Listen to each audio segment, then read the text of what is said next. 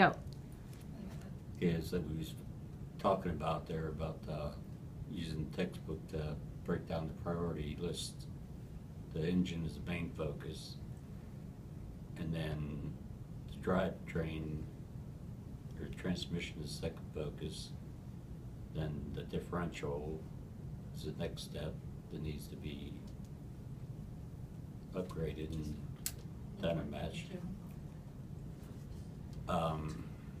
The breaking down the issues is to focus on the engine being the main focus, to decide what steps are needed to complete the process of building the engine, to where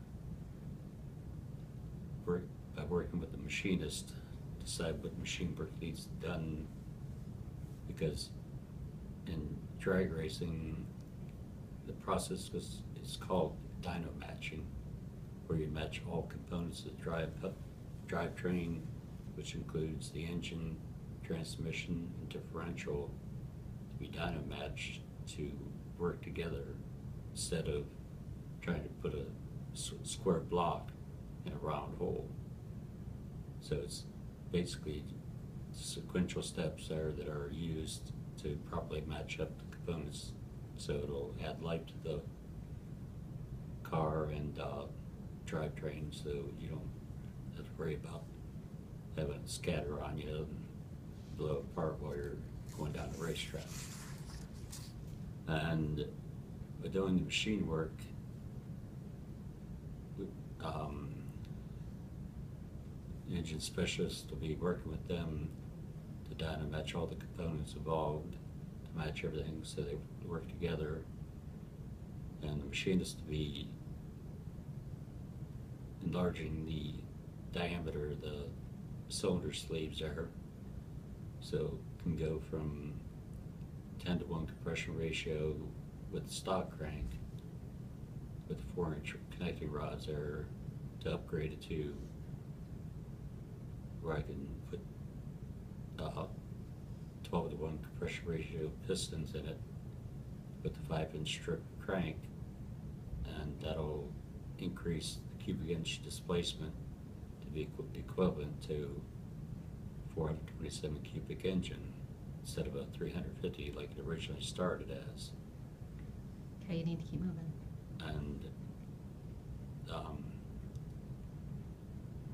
in this process is going to cause the need for a full frame compared to a unitized body, where it'll have to be professionally welded, because with this increased amount of horsepower and torque, the problem that myself and others have ran into in the past is, without making it a full frame, as you accelerate, when you fully accelerate the car to take off quickly, the body will twist and the doors will come open.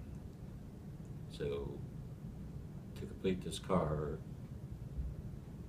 a professional welder will be needed to weld the brackets on the spindles for the front brakes, because all the braking system needs to be upgraded to V8 setup, and the professional welder needs to put weld the frame on underneath the car, and also for the engine mounts for the V8 setup for this purpose needed to be welded to the frame, and then bolted to the engine block, and then rubber pads be installed between the engine mount and the frame mount, and they'll be bolted together. Okay, you're running out of time. Do you want to show your parts? Okay, now, for example, one of the upgrading parts is this here is a fuel pump air that'll produce enough pressure to, supply 150 gallons per minute. But by using this pressure regulator,